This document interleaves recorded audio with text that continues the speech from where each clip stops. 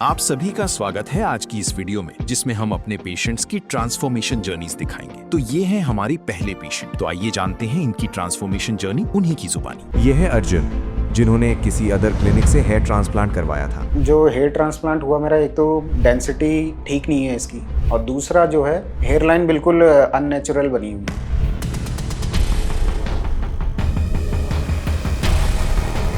Sir आए, पता नहीं सर कहाँ से आए, सो के उठ के आ रहे थे सर 1 घंटे में। ऐसा लग रहा था कोट भी उन्होंने अभी ज़बरदस्ती जल्दीबाजी में पहना हुआ है, और उसके बाद बोल दिया उन्होंने कि हाँ आपके इतने हैं, और कॉपी पेन लेके 20-25 हज़ार में हमारा हेयर ट्रांसप्लांट करवा। तो फिर मेरा दोस्त बोला था कि यार ठीक है, ये तो सस्ते में काम हो रहा है।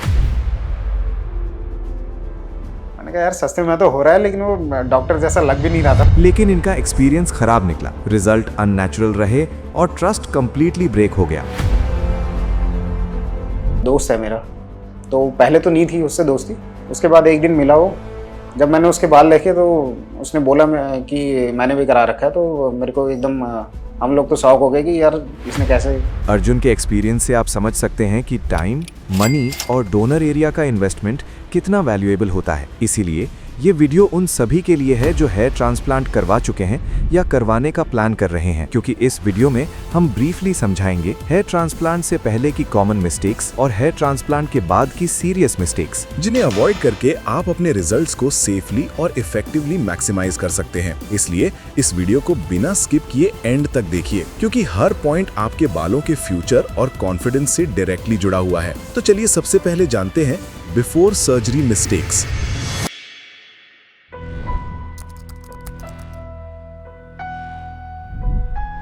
बहुत से लोग सिर्फ सोशल एड्स या किसी के कहने पर बिना प्रॉपर रिसर्च किए मेडिसिन्स और क्लिनिक चूज कर लेते हैं। ये सबसे बड़ी और कॉस्टली मिस्टेक होती है, क्योंकि यहाँ सिर्फ आपके पैसे और टाइम का इन्वेस्टमेंट नहीं होता, बल्कि आपका डोनर एरिया भी इन्वेस्ट होता है।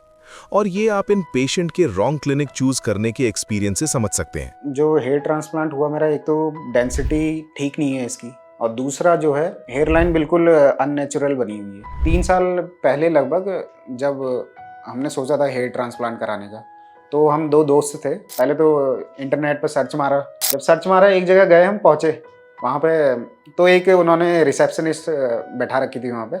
हमने उनसे पूछा कि हेयर ट्रांसप्लांट के क्या क्या प्रोसीजर है, कैसे है। तो उन्होंने बोला कि अभी थोड़ी देर में सर आ रहे हैं, मैं कॉल करती हूँ।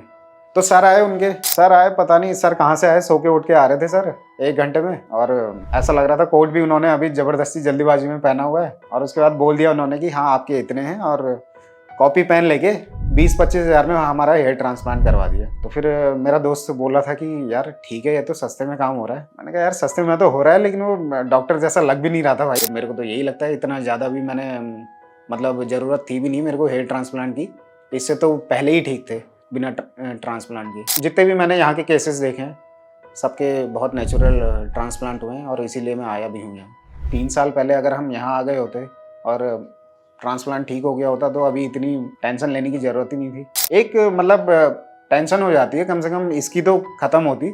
वैसे तो 50 टेंशन है ज़िंदगी में, लेकिन बालों की टेंशन एक अलग होती है।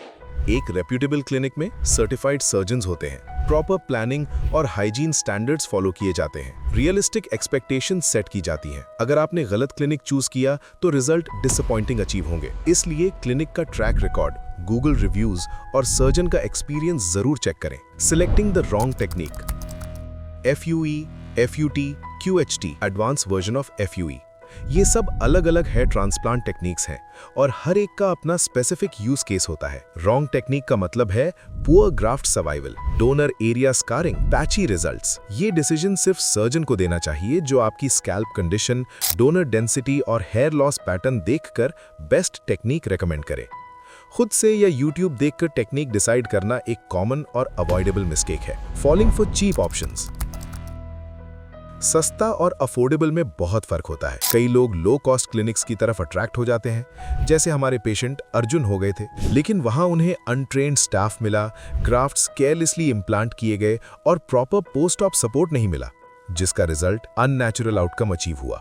डोनर एरिया सेकंड सेशन के लिए शॉर्ट हो गया। आउटकम इतना अननेचुरल और पैची था कि रिपेयर कराने के लिए अपने फ्रेंड के रिजल्ट से इंस्पायर होके QHT क्लिनिक चूज करना पड़ा। हेयर ट्रांसप्लांट रिपेयर करवाना बेसिकली ओरिजिनल ट्रांसप्लांट को दोबारा करने के बराबर होता है, क्योंकि इस सर्जरी में आपके डोनर एरिया का यूज होता है।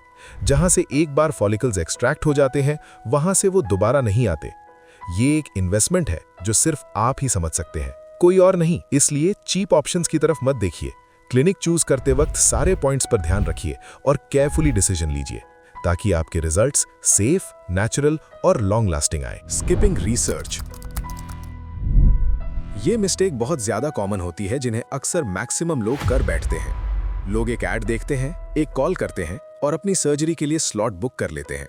लेकिन प्रॉपर रिसर्च में ये कुछ की पॉइंट्स इंक्लूड होने चाहिए। सर्जन्स के सर्जरी एक्सपीरियंस जानना, न्यूली पेशेंट्स के मल्टीपल टेस्टिमोनियल्स सुनना, सर्जन की क्वालिफिकेशंस वेरीफाई करना, कंसल्टेशन लेना जहां आपके सारे सवालों के जवाब मिलते हैं, लेटेस्ट हेयर ट्रांसप्लांट रिजल्ट्स के मंथली PRP फॉलोअप्स चेक करना। जितनी ज्यादा इन्फॉर्मेशन आपके पास होगी, उतना बेटर डिसीजन आप ले पाएंगे और अपनी सर्जरी में अपने इस डिसीजन को एज एन इन्वेस्टमेंट आप इंक्लूड कर पाएंगे। अभी तक हमने बात की बिफोर सर्जरी मिस्टेक्स की। आइए अब जानते हैं हेयर ट्रांसप्लांट के बाद की कुछ इंपॉर्टेंट गलतियां, जिन्हें अवॉइड करना आपके रिजल्ट्स के लिए बहुत जरूरी है। After surgery mistakes. Hair transplant के बाद का फेज ही आपके आगे के रिजल्ट को डिटरमिन करता है। सर्जरी 1 या 2 दिन की होती है, लेकिन रिजल्ट 10-12 महीने में अचीव होते हैं। अगर आप ये 4 मिस्टेक्स अवॉइड कर लेते हो, तो आप अपने ग्राफ्स को बेस्ट सर्वाइवल चांस देते हैं, जिससे आपको QHT क्लिनिक के पेशेंट की तरह long lasting natural results achieve होते हैं। Avoid precautions post surgery care.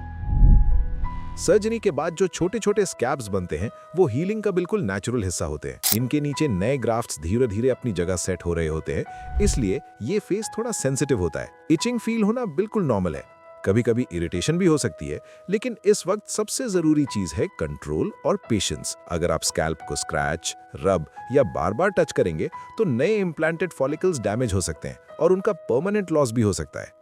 Relief के लिए हर 2 घंटे में सलाइन स्प्रे यूज करें, ताकि स्कैल्प हाइड्रेटेड रहे और इचिंग कम हो। थोड़ा सा डिसिप्लिन इस स्टेज पर आपके फाइनल रिजल्ट्स को काफी बेटर बना सकता है। पहले 10 से 14 दिन अपने स्कैल्प को एक नो टच जोन की तरह ट्रीट करें। डायरेक्ट सनलाइट से बचें और अगर बाहर जाना जरूरी हो तो सर्जिकल कैप पहनकर ही निकलें। स्मोकिंग, अल्कोहल और पुअर डाइट।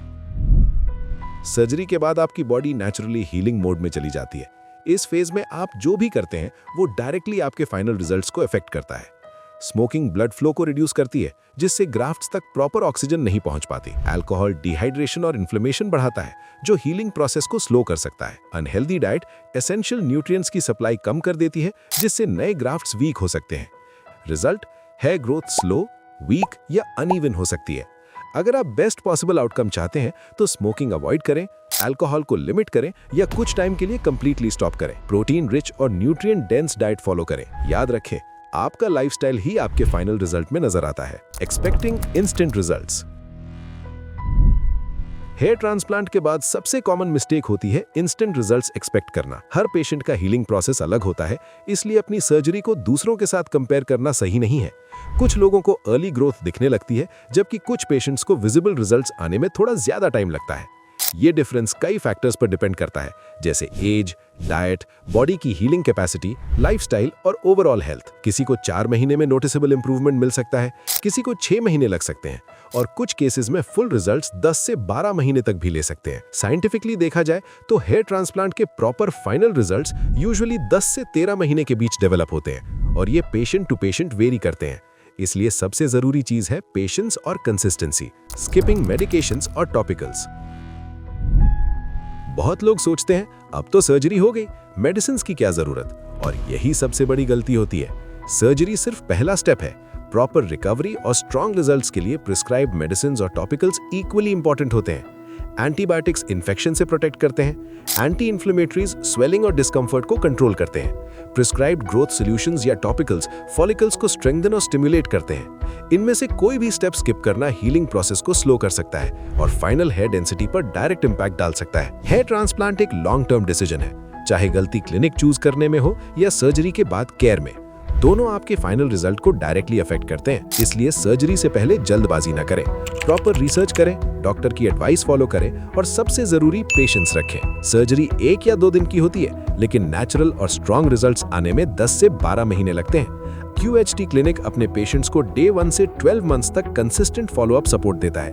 हमारा फोकस सिर्फ सर्जरी करना नहीं, बल्कि अपने हर एक पेशेंट को लॉन्ग लास्टिंग नेचुरल रिजल्ट्स देना है। अगर आप हेयर ट्रांसप्लांट का प्लान कर रहे हैं तो QHT क्लिनिक की हरिद्वार, दिल्ली, गुरुग्राम और हैदराबाद ब्रांच विजिट करें या दिए गए नंबर पर ऑनलाइन कंसल्टेशन बुक करें। और हमें कमेंट में जरूर बताएं वीडियो का कौन सा पॉइंट आपको सबसे अच्छा लगा और क्यों। Thank you for watching. अब मिलते हैं हमारे अगले पेशेंट से। लगभग 17-18 से हेयर फॉल स्टार्ट हुआ था। तब से मतलब धीरे धीरे आज मेरे ख्याल से 6-7 साल हो गए हैं। फॉल वगैरह जब उन्होंने देखा तो तब ऐसा लगता था कि यार थोड़ा एजेड वगैरह। हम बोलते हैं कि तेरे तो एज रिवर्स होगी कि तो दोबारा से टीन एज में आ गया। मेरा नाम निखिल कुमार है, मैं 29 साल का हूँ। आज मैं QHT क्लिनिक हरिद्वार आया हूँ अपना हेयर ट्रांसप्लांट कराने के लिए। लगभग 17-18 से हेयर फॉल स्टार्ट हुआ था। तब से मतलब धीरे धीरे आज मेरे ख्याल से 6-7 साल हो गए हैं। अब धीरे धीरे करके मतलब लगा कि हाथ लगाए तो बाल झड़ रहे हैं, थोड़ा थोड़ा करके पता नहीं लगा। जैसे जैसे हेयर लाइन पीछे गई, अपनी ओल्ड पिक्स देखी और अभी रिसेंटली वाली अभी देखी तो लगा कि हाँ हेयर ट्रांसप्लांट कराने की ज़रूरत पड़ रही है। मतलब मुझे इस तरीके से पता लगा हेयर फॉल की धीरे धीरे मैंने शैम्पू करा तो नहाते हुए हाथ में काफ़ी बाल आने लगे और टी-शर्ट वगैरह शर्ट वगैरह में भी दिखने लग गए बाल, हेयर लाइन पीछे जाने लगी। यही सब रीज़न थे कि ऐसे करके मुझे पता लगा कि मेरा हेयर फॉल स्टार्ट हो चुका है काफ़ी। उसके बाद मतलब मेन रीज़न यही है कि मेरा थोड़ा जेनेटिक भी है और फादर साइड से, फादर लाइन से मतलब जेनेटिक हेयर फॉल भी है। मतलब मैंने इसका ट्रीटमेंट भी कराया था एक बार। मैंने आयुर्वेदिक दवाइयाँ शुरू करी थी। मैंने लगभग 1-2 महीने खाए पर मेरे को उससे कोई फ़र्क दिखा नहीं। ऊपर से मेरे को उनसे बहुत गर्मी होकर मेरे एलर्जिक रिएक्शन हो गए थे, तो मेरे फेस में पिंपल्स वगैरह काफ़ी ज़्यादा वो हो गए थे। तो उसके बाद फिर मैंने सोचा कि नहीं, फिर मैंने वो आयुर्वेदिक वाला छोड़ दिया। फिर मैंने सोचा कि अब मैं हेयर ट्रांसप्लांट कराऊंगा। फिर मैंने QHT के बारे में सुना, उसके बारे में डिटेल जानी, यूट्यूब में वीडियोस वगैरह देखी, तो उसके बाद मैं आज यहाँ पे आया हूँ। हेयर ट्रांसप्लांट के बारे में रिसर्च कर रहा था, तो रिसर्च करते करते यूट्यूब वगैरह में रिसर्च कर रहा था, तो फेसबुक वगैरह में ऐड वगैरह देखे मैंने QHT के। उसके बाद मेरे को लगा कि हाँ ये थोड़ा सही है। इसके बारे में फिर मैंने रिसर्च करी QHT के बारे में। मैंने YouTube में देखा, फिर YouTube में वीडियोस देखी अलग अलग उस जगह की। उसमें देखा मैंने कि काफ़ी लोगों के मतलब रिव्यूज़ देखे मैंने, उन्होंने अपनी वीडियोस अपलोड करी हुई थी। उस बारे में देखा मैंने कि उनका काफ़ी अच्छा है QHT का। उसके बाद मैंने सोचा कि एक बार इनसे कंसल्ट कर लेते हैं। तो मैंने इनको ऑनलाइन नंबर लेके कंसल्ट करा। उसके बाद मेरे को लगा कि हाँ सही है। फिर मैंने QHT में मैंने कॉल करा, मैंने इनसे कंसल्ट करा। उन्होंने मेरे को बताया कि उन्होंने मेरे को फ़ोटोज़ मांगी मेरे स्कैल्प की, मतलब पूरी एंगल से फ़ोटो मांगी। उसके बाद मेरे से बताया उन्होंने कि मेरे इतने ग्राफ्ट अप्रॉक्स लगेंगे और उन्होंने मेरे को पूरी डिटेल दी। मैंने उनसे डिस्कस भी करा, मतलब मैंने पूछा कि क्या क्या प्रोसेस है, कैसे कैसे, तो उन्होंने पूरा मुझे बताया कि 3 डेज़ का प्रोसेस है। पहले दिन आपकी पूरा डिटेल मतलब ब्लड टेस्ट वगैरह होंगे, उसका नेक्स्ट डे आपका इम्प्लांटेशन जो एक्सट्रैक्शन इम्प्लांटेशन होगा, और 3rd डे आप फ्री हो जाएंगे, मतलब थोड़ा सा जो सर्जरी उसके बाद आप फ्री हो जाएंगे। तो मैं ट्रांसप्लांट इसलिए कराना चाहता हूँ, मैं अपनी थोड़ा सा पर्सनैलिटी को एनहेंस करना चाहता हूँ, क्योंकि अभी टाइम है, अभी एज है। एक टाइम बाद तो ज़रूरत भी नहीं पड़ेगी, पर अभी हमारा अभी एज है कि पर्सनैलिटी अपनी एक एनहेंस करने वाली बात है। तो थोड़ा सा सेल्फ कॉन्फिडेंस रहता है उससे, तो इसलिए मैं एक हेयर ट्रांसप्लांट कराना चाहता हूँ। मतलब मैंने हेयर पैच के बारे में सोचा भी नहीं, मैंने हेयर ट्रांसप्लांट का ही सोचा था, क्योंकि थोड़ा परमानेंट सही रहता है। हेयर पैच उसमें सर्विस वगैरह कराओ हर 6 महीने 3 महीने में, और नेचुरल मतलब एक टाइम बाद वो नेचुरल लगना आपके बंद हो जाएंगे। पर जो परमानेंट आप हेयर ट्रांसप्लांट करेंगे तो आपके नेचुरल हेयर लाइन नेचुरल ही रहेगी। तो इसलिए भी एक रीज़न है कि मैं ट्रांसप्लांट कराने का सोचा है इस बार। जैसे मैं QHT आया, उसके बाद मैंने स्टाफ से मिला, तो स्टाफ से मिलने के मुझे मतलब उनका बिहेवियर काफ़ी अच्छा था। मतलब उन्होंने मेरे को आया, मेरा ब्लड टेस्ट हुआ, एनेस्थीसिया टेस्ट हुआ, चेक करे कि कोई एलर्जी वगैरह तो नहीं है। उसके बाद मेरा फ़ोटो सेशन के लिए गया हूँ, मैं फ़ोटो सेशन कराया मैंने। उन्हें मतलब यहाँ का स्टाफ मुझे काफ़ी अच्छा लगा, बात करने का तरीका काफ़ी अच्छा है। मतलब मेरी एक्सपेक्टेशन ये है कि जो मेरा लुक है वो नेचुरल लगे जैसे पहले था। अगर थोड़ा बहुत भी चल जाएगा, मतलब अभी नहीं भी होता है पहले जैसा, तो फिर भी चल जाएगा कि एक लुक अच्छा लगे। मतलब नेचुरल लगे पूरा हेयर लाइन वगैरह, कोई देखे तो ये ना बोले कि आपने ट्रांसप्लांट वगैरह मतलब आपने कराया है।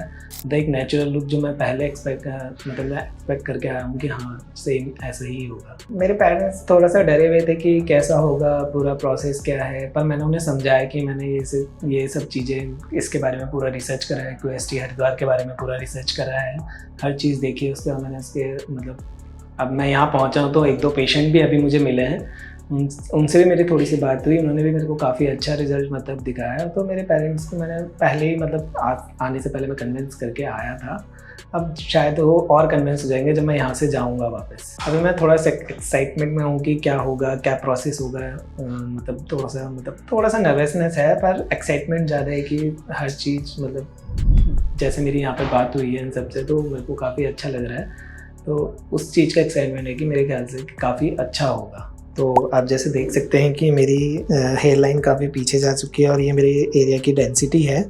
अब अभी मेरे इस बारे में डिस्कस होगा डॉक्टर से, हेयर लाइन वगैरह डिज़ाइनिंग होगी। अभी तक उन्होंने मेरे को 4500 ग्राफ बताए हैं। उसके बाद वो बोल रहे थे कि अप्रॉक्स है। उसके बाद मतलब अभी वो चेक करेंगे पूरा डिटेल में, मतलब उसके बाद मेरे को कंफर्म बताएंगे कितने ग्राफ लगेंगे। ये थी मेरी स्टोरी पूरी। अब मैं सिर्फ सर्जरी का वेट कर रहा हूँ। उसके बाद मैं आपसे सर्जरी के बाद मिलूँगा, तब मैं आपको इसके बारे में पूरी डिटेल बताऊंगा। Thank you.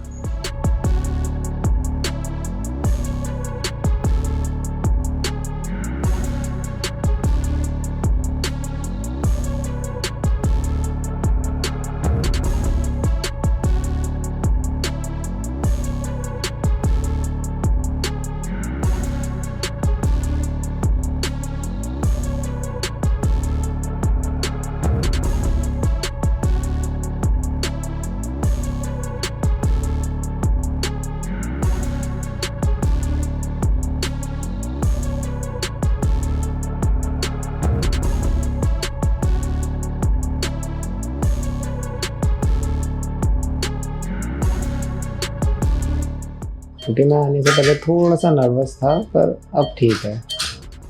तो डॉक्टर वगैरह सबसे बात करी तो उसके बाद थोड़ा अच्छा फील हो रहा है।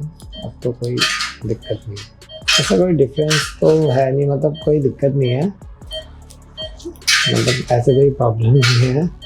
थोड़ा सा स्टार्टिंग में हर उसमें नर्वसनेस रहती है, पर अब वो भी नहीं है, मतलब ना के बराबर ही है। अभी कंफर्टेबल हो चुका हूँ। मैं सुबह OT में एंटर हो गया था लगभग 9 AM समथिंग, तब से मैं यहीं पे हूँ। स्टाफ का बिहेवियर काफ़ी अच्छा है, हर किसी का, डॉक्टर सिस्टर काफ़ी अच्छे से बात कर रहे हैं और ट्रीट करा जा रहा है अच्छे से काफ़ी। अभी कुछ ऐसा तो कुछ फील नहीं हो रहा है, पेन भी नहीं है, कभी कभार लिटिल बिट पेन हो रहा है, पर वो बेरेबल है, मतलब इतना ज़्यादा पेन नहीं है। डॉक्टर मेरे से रेगुलर पूछ रहे हैं पेन हो रहा है, अगर वो पेन हो रहा है तो मैं उनको बता रहा हूँ कि हाँ लिटिल बिट है, पर बेरेबल है। तो अनकम्फर्टेबल मुझे कुछ फील नहीं हुआ अभी तक, क्योंकि काफ़ी अच्छे तरीके से मेरे को ट्रीट करा जा रहा है, इसलिए अभी मैं कंफर्टेबल हूँ।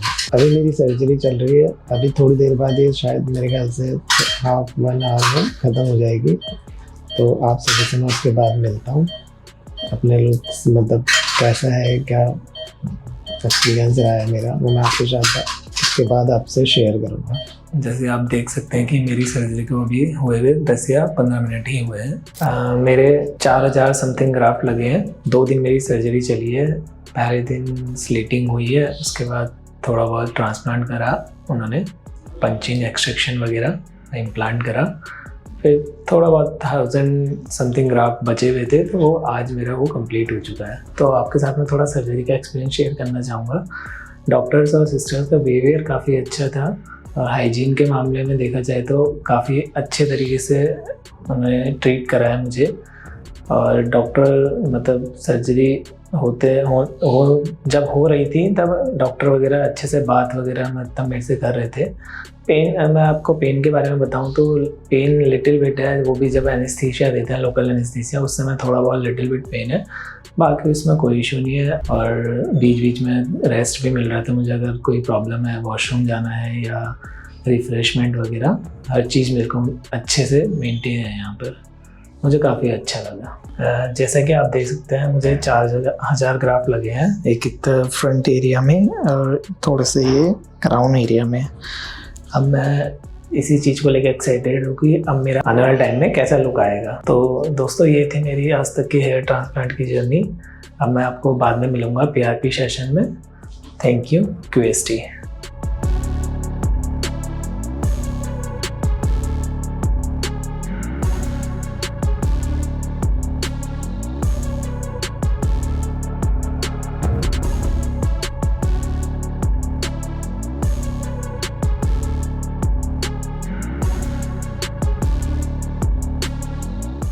आज से 10 महीने पहले मैंने QST हरिद्वार से अपना हेयर ट्रांसप्लांट कराया था और आप मेरे रिज़ल्ट देख सकते हैं यहाँ पे कि कितना अच्छा है। अच्छा का बहुत अच्छा लगता है क्योंकि अब खुद पे कॉन्फिडेंस आता है।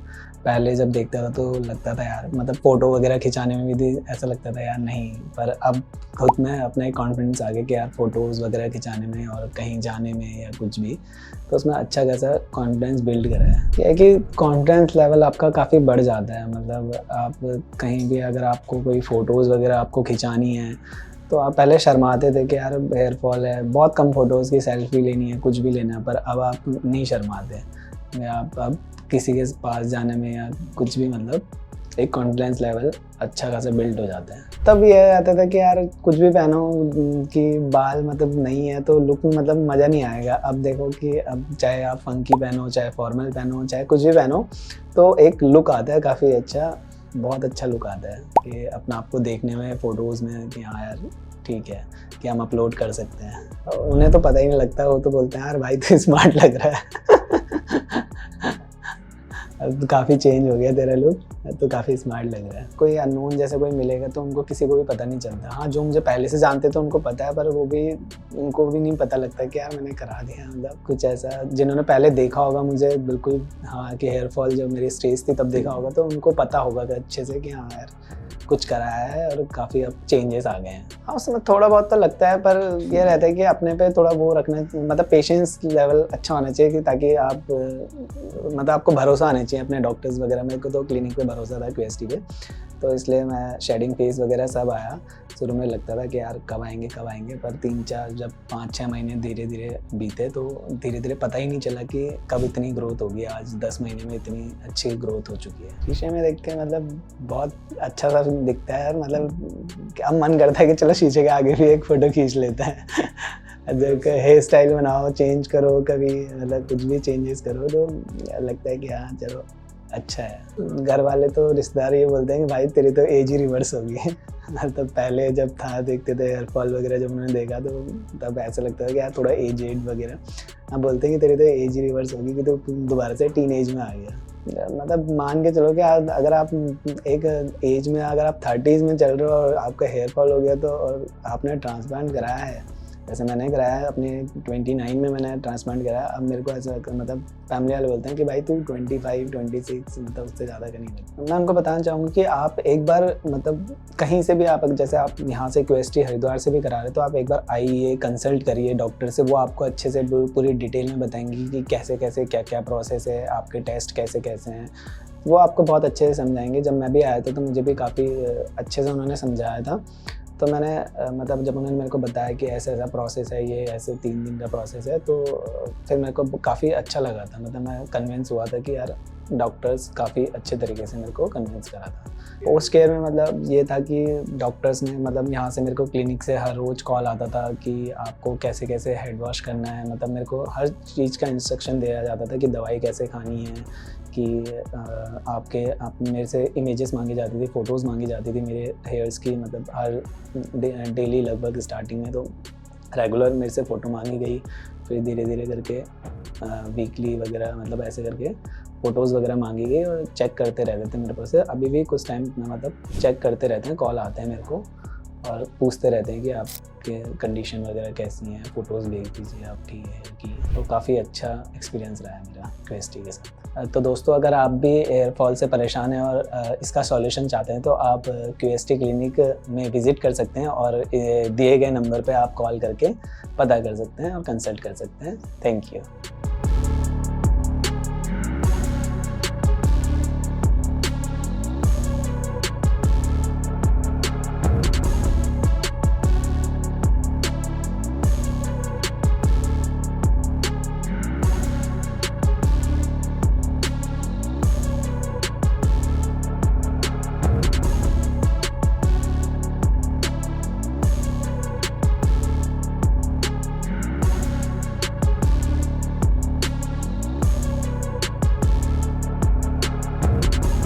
अभी आपने पिछले पेशेंट की ट्रांसफॉर्मेशन जर्नी देखी, अब मिलते हैं हमारे अगले पेशेंट से। जब मेरा हेयर फॉल ज़्यादा होने लगा ना, तो मैंने काफ़ी मेडिसिन और हेयर ऑयल भी यूज़ किए, लेकिन कुछ नहीं हो पाया।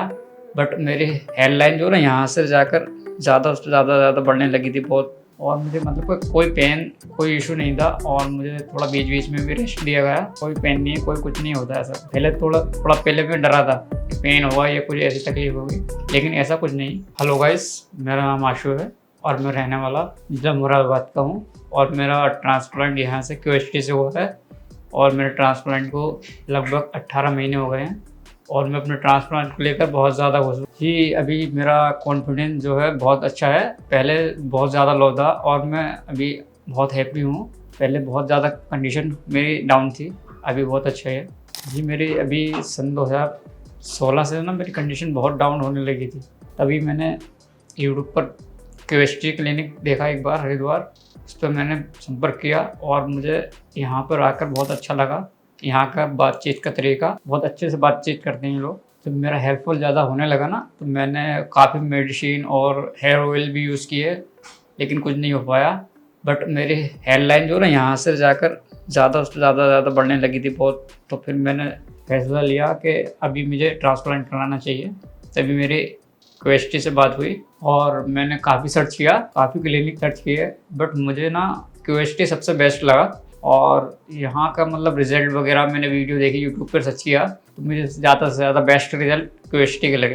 तब मैंने फर्स्ट टाइम QST में विज़िट किया, तो मैं बहुत ज़्यादा नर्वस था। फिर मैंने सोचा अपने मतलब लाइफस्टाइल को लेकर बात की, और उन्होंने मुझे बहुत अच्छे से समझाया। तभी मैंने फैसला किया कि मैंने कराना है। और जब मैं क्लिनिक में आया ना, तो मैं थोड़ा बहुत ज़्यादा परेशान था, और अपनी हेयर लाइन को लेकर ये सोच रहा था कि मेरी हेयर लाइन कैसी होगी, क्या होगा और कैसे बनेगी।